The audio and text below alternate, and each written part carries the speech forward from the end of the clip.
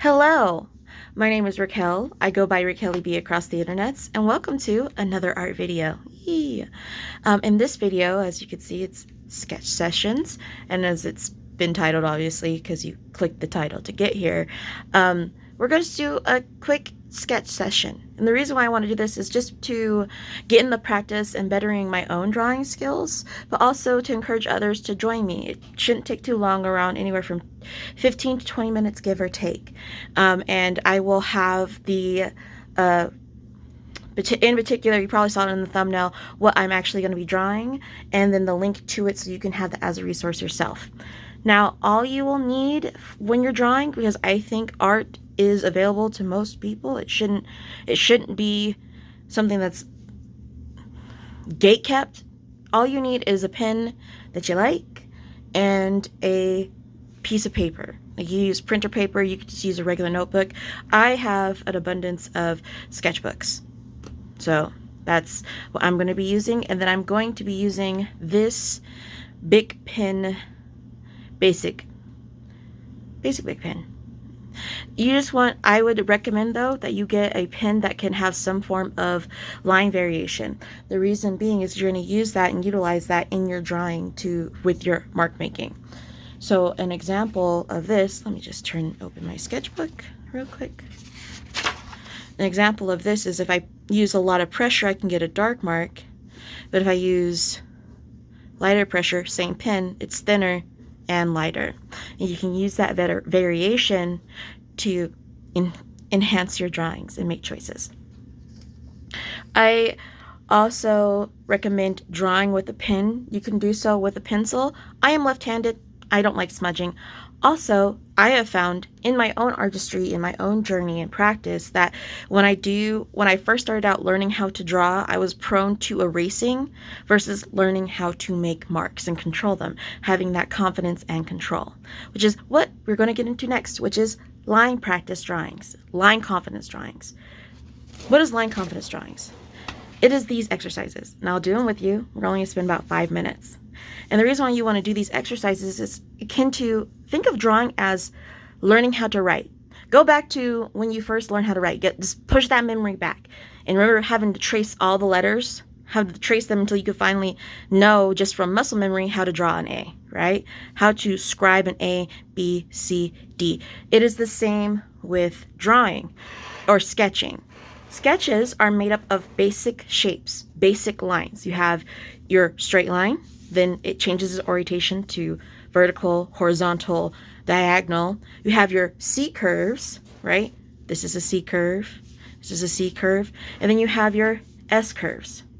And then I like to add in circles. Circles are very helpful in the means of being able to draw those. So these line confidence things will help you get more confident. So if you find that when you're first trying to draw something, let's say I want to draw a leg, right? I'm in the habit of build the foundation, trajectory of the leg, and then give a knee, foot. All of those were decisive pen strokes. Instead of me going over and over to get a line. If you find that you have wispy lines, it's because you are lacking line confidence, because you don't have the muscle memory or the practice, and this is how you can practice. So we're going to keep it really, really simple. Half the page, and this is I should have looked at the actual book. This is a 7 inch by 10 inch, 90-pound mixed media sketchbook. I'm just using it because it's the one I have. You don't have to use this one specifically. Use what you have available to you. So what we're going to do is I'm going to split this into 2. And we're going to do some line confidence. So I'm eyeballing this. I'm used to eyeballing. You can count, but I'm used to eyeballing because this is my practice. And go about half. It always helps to look where you're going and looking where you're coming from and trying to make them connect so you can get a straighter line. Boom, it's in half. One half is going to be for line confidence. The other half is going to be for the actual sketch that was in the thumbnail. We're going to be drawing apples if I didn't say that. So now I'm going to actually split this into half. Doesn't have to be perfect. half, half. And then we're going to do 1/2 again. So we have 8 different sections for our line confidence. So first I am drawing from my shoulder. It's not in the wrist. I'm not doing this. If you noticed, even in the finer hand movements, when I am moving, the wrist is frozen. My thumb is locked in, and how much pressure I put on is usually about how far away I am from the pinpoint. So we are going to just go here and draw some lines straight down. You, as you start to do your practice, will discover what motion feels better for you. I like to give a little arrow so I know which way I went. See, they don't have to be perfect, but you just want to do this. And I give enough space that it's okay to pull it through. Some line practices, you don't have to do the same exercise every time. You can change it, is to fill the box with as many lines in that direction without them touching, because that gives you more of a guideline. I change my hand position because I am going to be pulling up, and I just instinctually know, because I draw with these pins all the time, that I need to change the angle of the ball as I'm going away. I am pushing now. As I was saying before, though, as you get into your practice, you'll start to feel what orientation feels best to you or feels awkward. And it might all feel awkward at first, and that is totally fine. Just keep at it. So now I'm going to do the same thing for horizontals. Now I like to, again, keeping the wrist straight. And I do one that's like going towards my left because that's my dominant hand. And then I'll go pushing away. That's why it feels like a push. Now I like to do line confidence because it will build it so I have stronger mark making. But also it warms up my hand. And see me going to my right, not great. That's fine.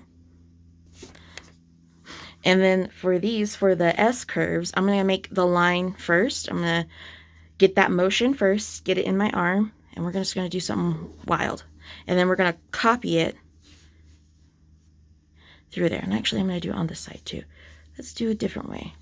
I'm going to go this way. Yeah, that works. So, start again. And I do have the tripod stance. There are a plethora of ways for you to hold your pen. Experiment with them.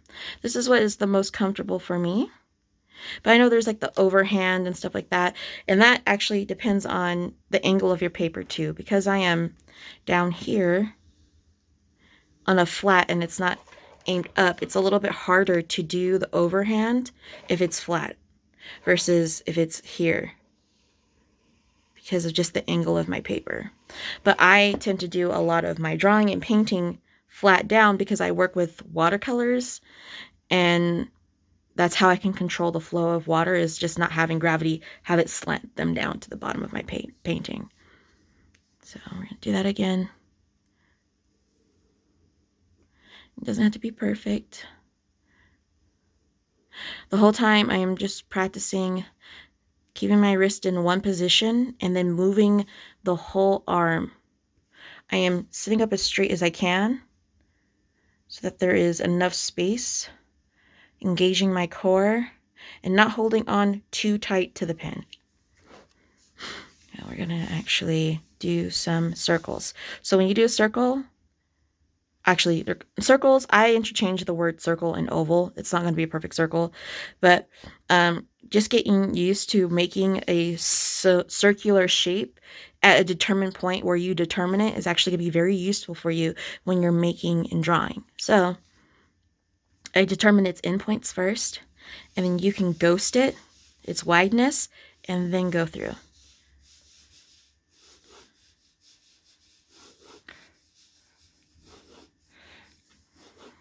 And then I can do the other direction here.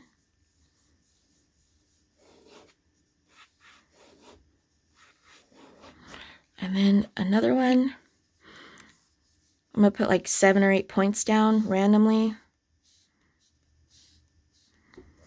And we're going to draw to those points. This will help when you're trying to end or determine something. So, same thing.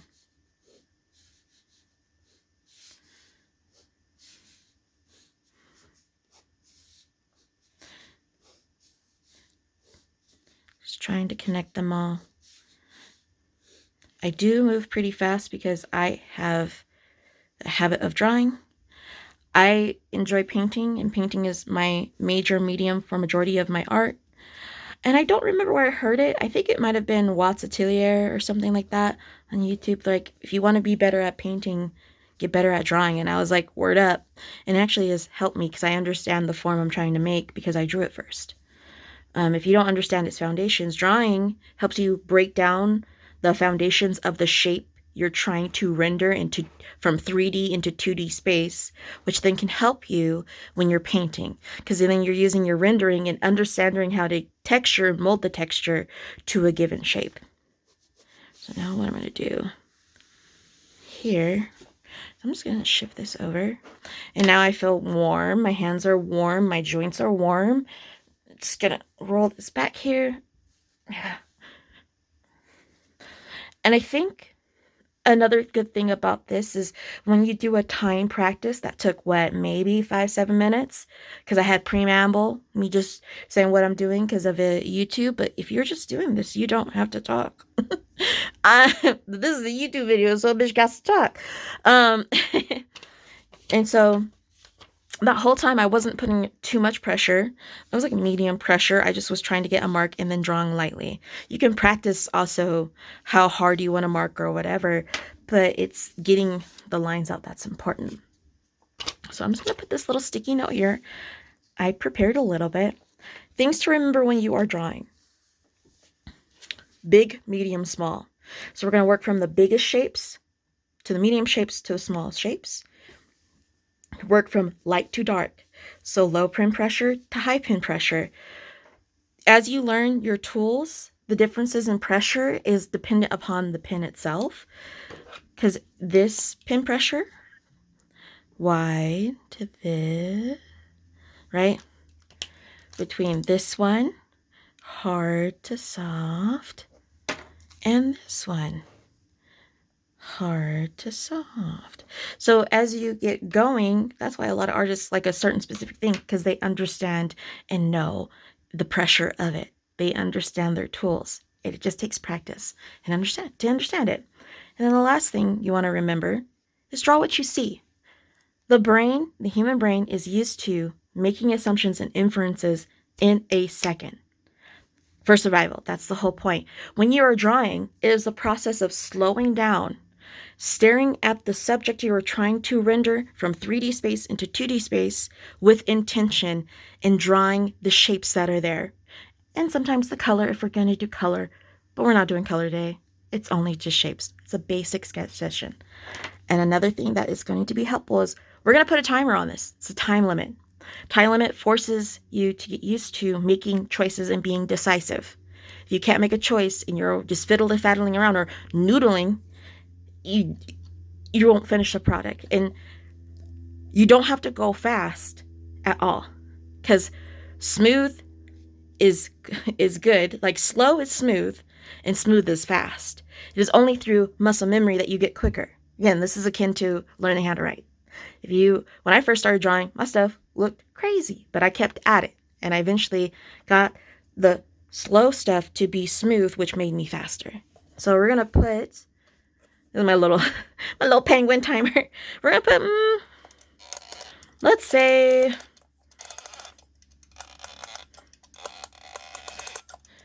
to wind it up, you gotta wind it all the way up. Let's say 15 minutes on the clock, and we're gonna draw these.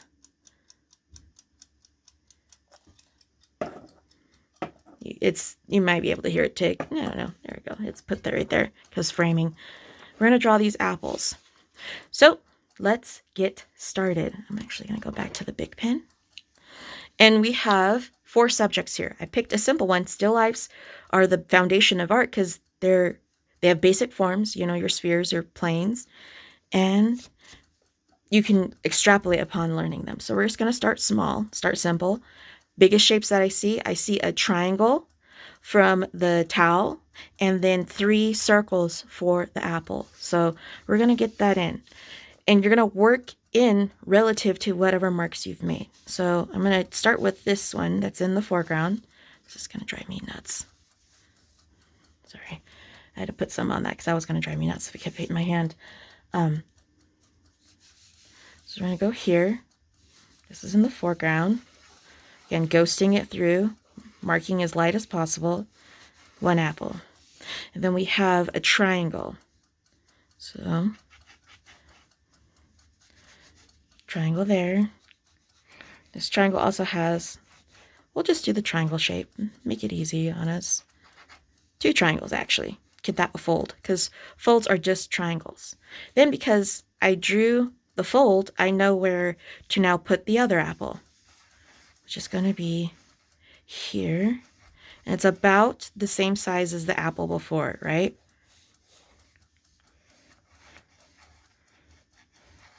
So we want them to be equal. And then we have 1 more here. It shouldn't be touching, but I didn't space it all the way correctly. So they are going to be touching. I could have gauged the space between the apples a little bit better. Let's say Levy, we're already here. Now that we have the basic shapes, what's the next thing that's going to be going in? Because that's the biggest thing. Well, stems. That's the divots for the stems is what's shouting out to me, right? So I'm going to just put the divots of the stems here where I think they should go. Lightly first. Divots of the stems. With the C curve. Again, drawing lightly. And then from there, even though the stems themselves have a curvature, I'm going to draw them straight, because drawing a straight line, you can always make it curved and you can help determine its end. So if I have it here, I can actually go like this, and we can curve it later. This one's actually kind of straight out. And then this one, like this. And then we're going to get into these folds of this. Right? So I can now curve that out. I'm going to curve this here. Sometimes you fudge it a little or a lottle. Go like that. And then get this curve here and here. Go down. Go down.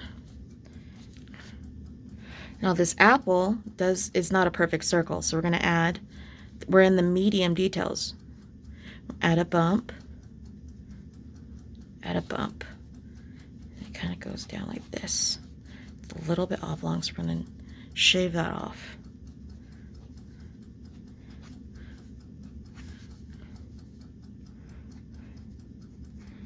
And I'm just doing the basic shapes. If you notice, I haven't done anything for the values or anything like that. Not yet. That's all right. We want to do the same thing with this apple because it does have a little bump. Go on a little bit more. A bump there. A bump there. This one looks a little bit smoother.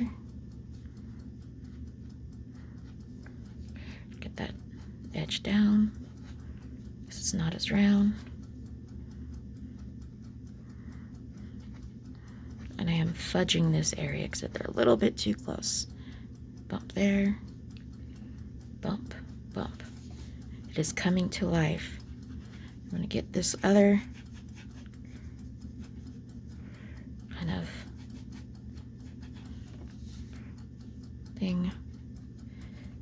This other fold here. We are 10 minutes. We're at the 10-minute mark, so that's 5 minutes. Now I'm going to map in a little bit of shadow just to get the form. We're going to do the cast shadows. Cast shadows are, because of where the light is, it's hitting something. It is light blocked by an object. That's cast shadow. Well, most shadows are light blocked by something, but yeah, we're going to do that. And then we're going to do the shadow here. I'm going to go in and even hatching. Just block it in. Then, since we're doing shadows, I can do the same thing, following the curve of this apple, getting the darkest around there. Same thing here. Again, I'm not changing the pressure too much, but it's repeat marks. Doing a light circle here to fade it out. And actually, there's a cast shadow right there from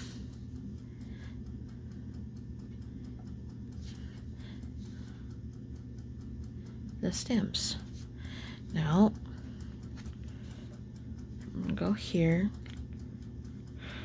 You're like, what? We gotta get this fold in. And so what I'm gonna do, this is more of the ambient occlusion, meaning because the material is so close together, it won't, light just can't reach there. So I don't want a hard line, but I'm gonna just add the hatch to describe it. And it's not cross hatching because I'm not changing the orientation of the lines. They're all in the same direction. And if I really want to be cheeky with it, I could do the same lines across the whole thing except for that light bright spot. And then get darker there. So I'm going to, following the curve, this apple here. And actually, I'm actually going to go back now at the stems because they're missing. They're missing. Add.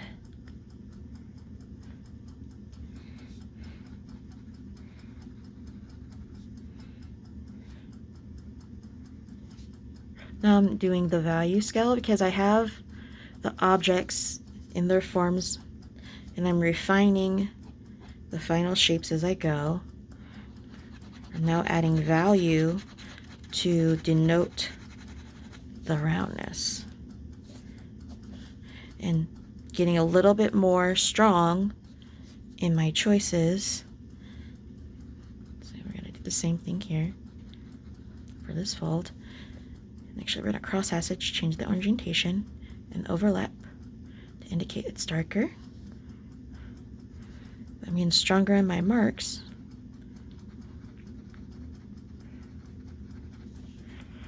To get where I need to go. Doesn't have to be perfect. This is just practice. Let's see, this one folds over.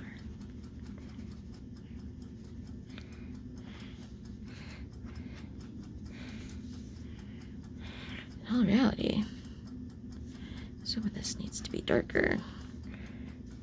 So underneath the apple, there is a form of ambient occlusion because it is touching that surface. So I'm just going to make that a little bit darker. Cross that over and actually make this darker too. And then we want to, we're at 5 minutes. I'm actually going to make this whole section darker because one way, catching the edge so it's messing up a little bit, and then another way because that is darker on that edge. It doesn't have to be perfect. And then I'm going to add, because we only have 5 minutes left, I do want to add a little bit of form here, especially on these apples because they don't feel as rendered as, now sometimes I will, as the other apples, finish a thought before I speak. My brain will be going too fast for my mouth. So sometimes I will map out a shadow and then add it. And then also something stylistically that could be done is we can start losing the edges by making stuff overall darker. Because I think we got it pretty much captured here. Oh, except for the stem. Girlie forgot. All the other stems, I was busy jumping around. But now stylistically, I can see that some of these need to be gone. You can get the richness back. So what I'm going to do is get real bold with it and make these pop out, especially around these edges here. Cross over the dark part, but leave this edge where it's in the light a little bit crispy.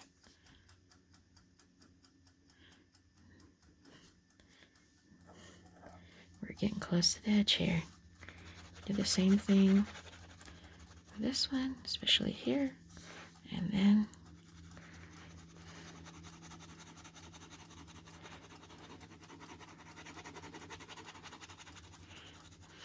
do this stitching. It's very much wrist work, but that's okay. And to make it darker, because I understand hatching, I'm going to do 3 layers of hatching, so there's different orientations. And this is lazy because it's swooping instead of being individual lines, and that's fine. So I just want to capture the darkness. So now we're going to do them diagonal. So it makes it pop. And closer together.